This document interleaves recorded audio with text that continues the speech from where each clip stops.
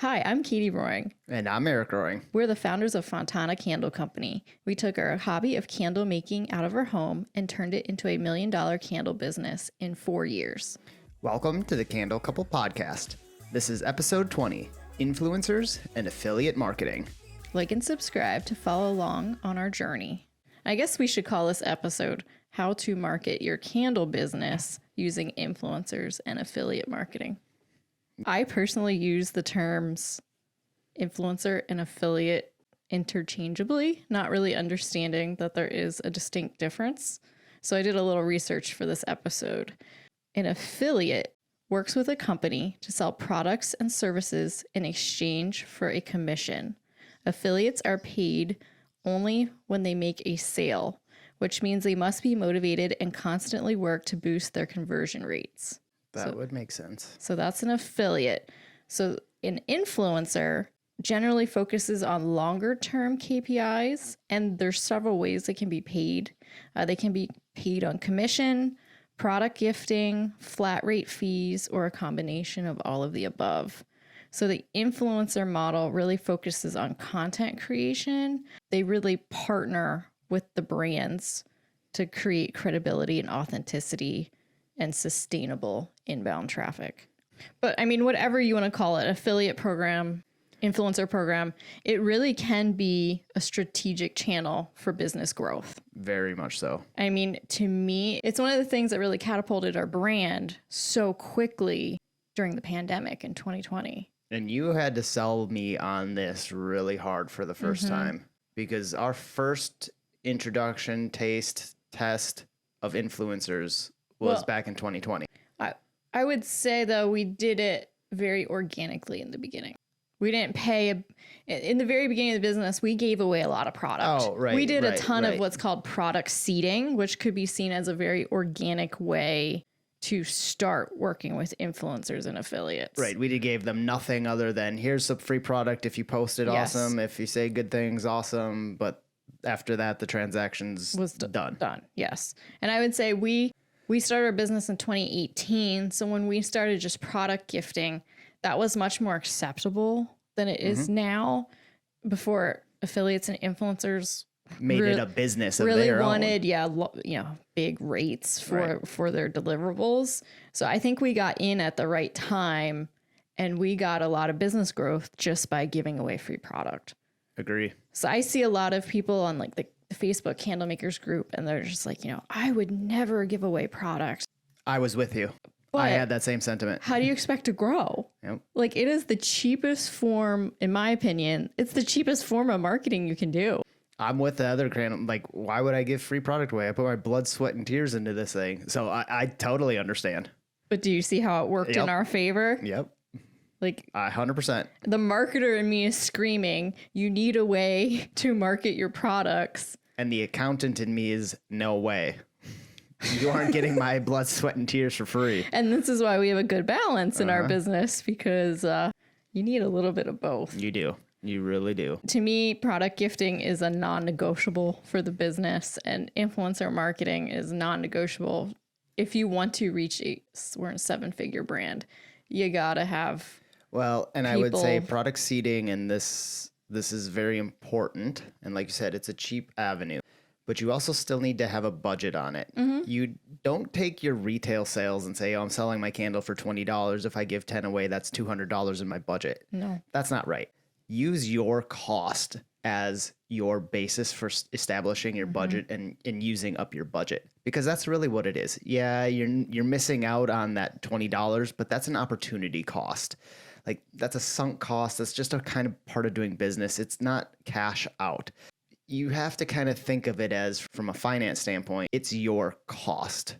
So instead of that $20 MSRP, just to pull a number out there, $5 cost. Right. That's the number you really should be using. Yes, it's an opportunity cost. Yes, you're using your time that you could have sold that for another $15 and had an extra $15. But that doesn't go into your accounting software. That doesn't go into your books. So you can't necessarily use that $20 as your gauge for your budget. You're just going to do yourself a detriment by using that process. So use your costs in your budget. I remember in the beginning, every candle was like, oh my gosh, this one candle is so important. And then it Because they are when you're making 10 of them a night. like as you scale, you have shrinkage. Yep. They break. We have in our system reserve inventory. So there's always 5 on reserve that aren't sold because Things happen. Things happen. Like you have to stop worrying about each individual candle if you're going to scale. Especially in our type of business. We've been working with creatives for a very long time and artists for a very long time. And they talk about their products like every single one of them is their child. They put everything into every single one of their items, which is great. It's awesome. But you got to let some of them go. Like they aren't your children. Put them out into the world They have to fly. go out into the world. So I know it's really hard. I'm not a creative, so I don't fully understand that sentiment, Right. but I am a cheap ass. And so I get it from that standpoint of I'm not just giving away my product. Yeah, but the it's marketer, important. in me is like, let them fly and exponentially create more Right. business for more candles Like you to said, go out your it's door. seeding. You plant a small seed and it grows into a big fruit that you can harvest over and over and over again. It's important. You need lots of eyes on your business. Okay. You need lots of eyes, especially if you're e-commerce, on your business, on your website, because say you have 10,000 people come to your website. What's your conversion rate? 4% are going to convert. So you constantly have to be driving traffic to your website to get them to convert. How are you going to do that? You're either going to spend money on ads, or you're going to build a really awesome organic social strategy, or you're going to give away product and hope that the right person shares it at the right time. Like you have to do something. So how do we go about finding these influencers? Because it's really easy to look at it and say, okay, we are a candle, which is a home decor brand. So let's find the Martha Stewarts out there. That didn't work for us. Didn't work at all for us. Why didn't it work? So we're a very niche company. So we very much are in the health and wellness space. We use essential oils for scent, so we do not use fragrance. And our candles do not perform as the average candle does. So the person that wants our candle really cares about the ingredients that they're bringing into their home, and they want natural ingredients. And so our influencer of the Martha Stewart home decor space, Yeah, that's not our space, because our candles don't perform scent wise.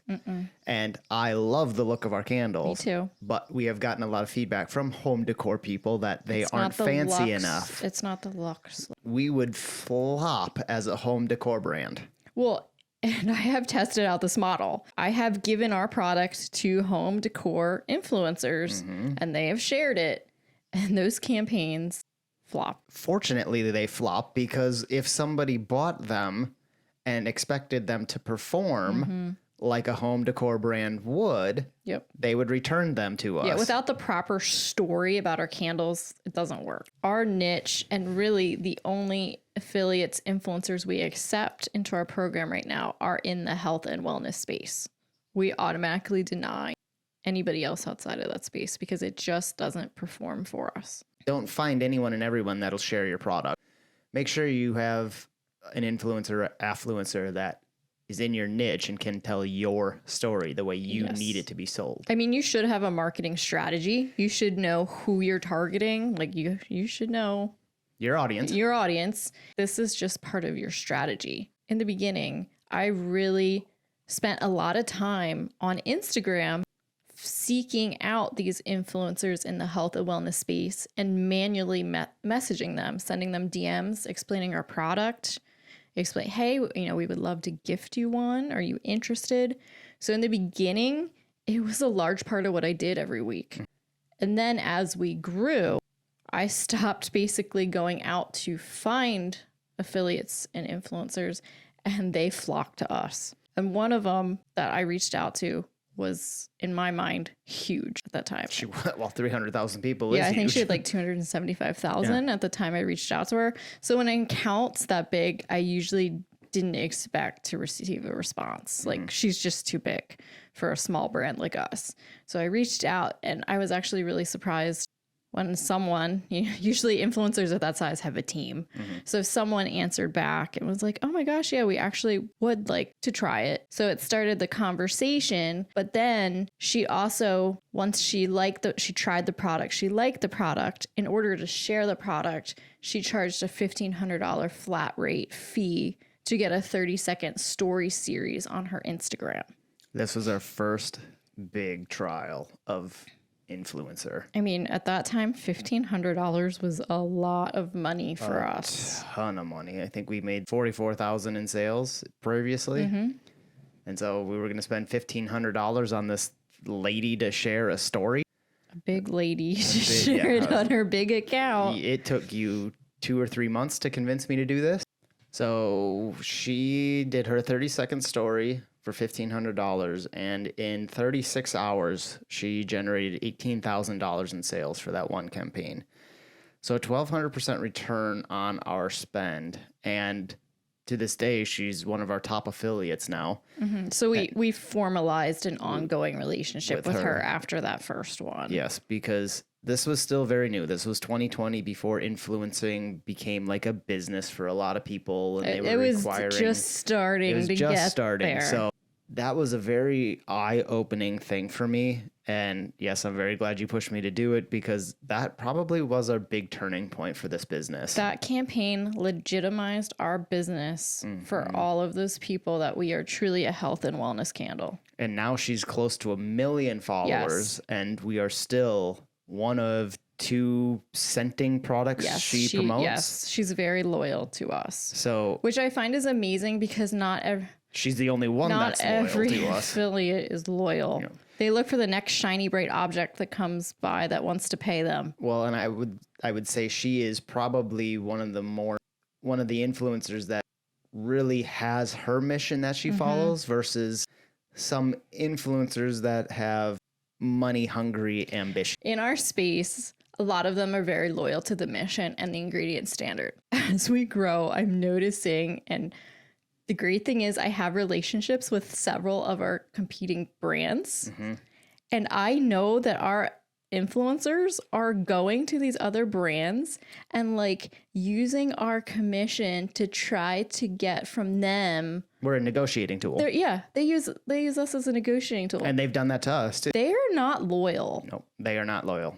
And we have cut a lot of partners because of that. In the last year and a half, I would say I've noticed the prices that they want us to pay as a brand have just been so out of line with what I feel like the deliverables are worth.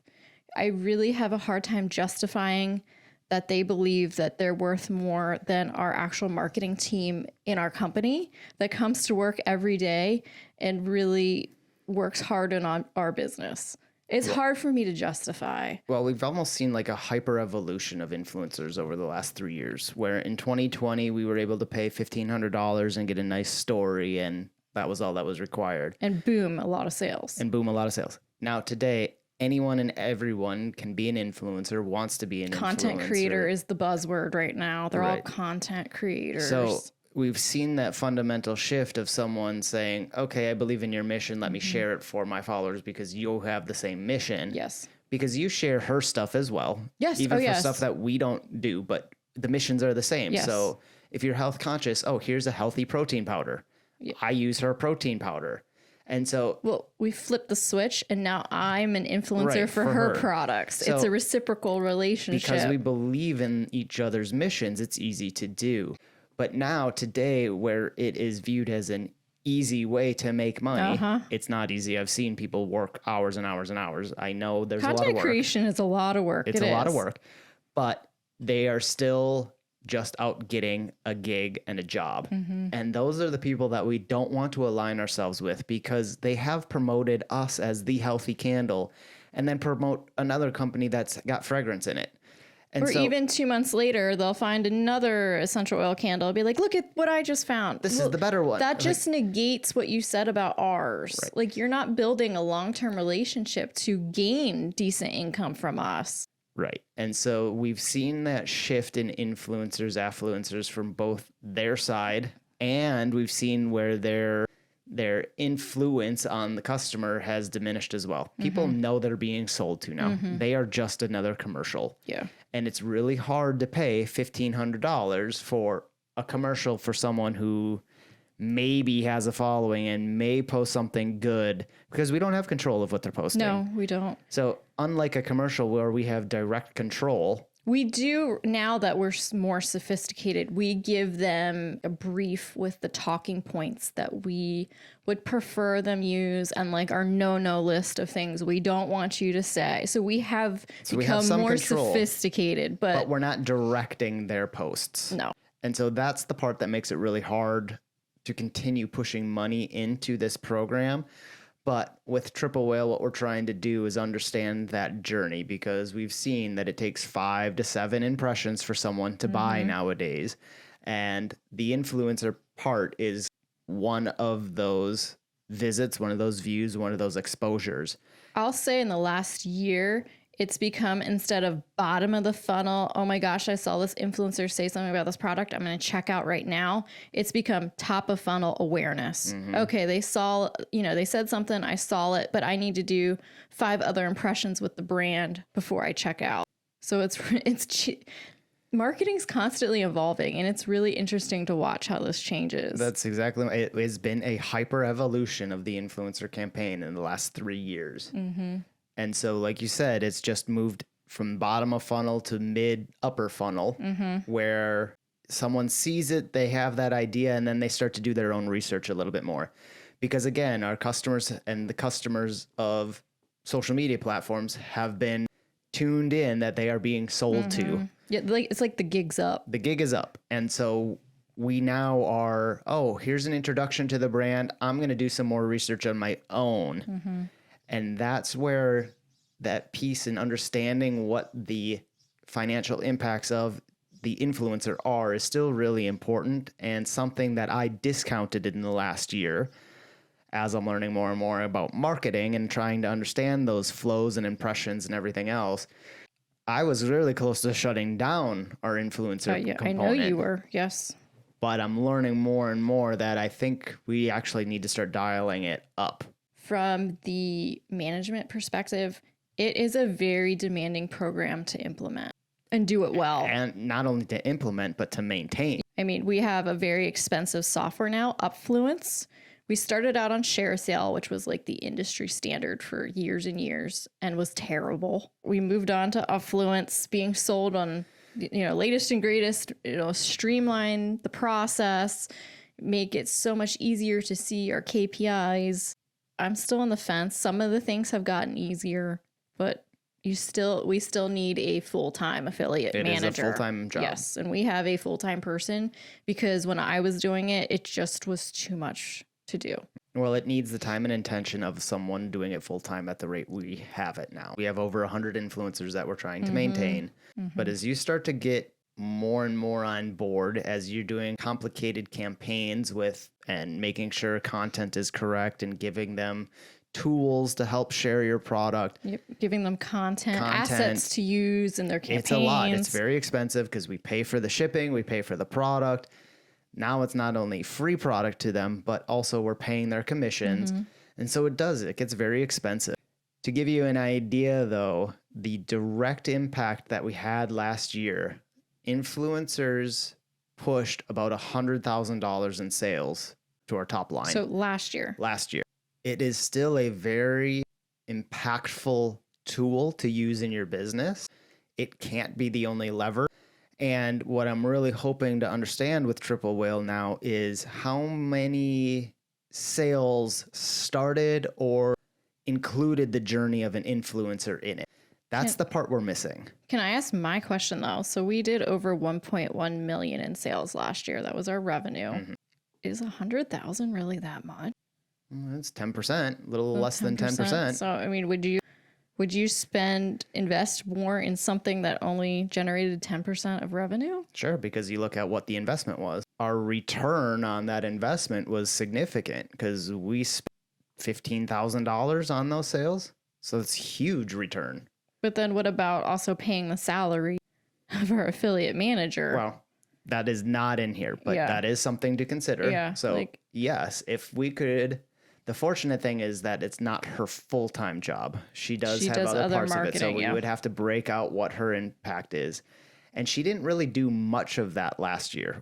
The person that we paid last year, her salary was included in there because she was a contractor. Independent contractor, yeah. So that is included in part of that $15,000 investment. And so all day long, 10% of our sales is awesome and is a big chunk of our sales.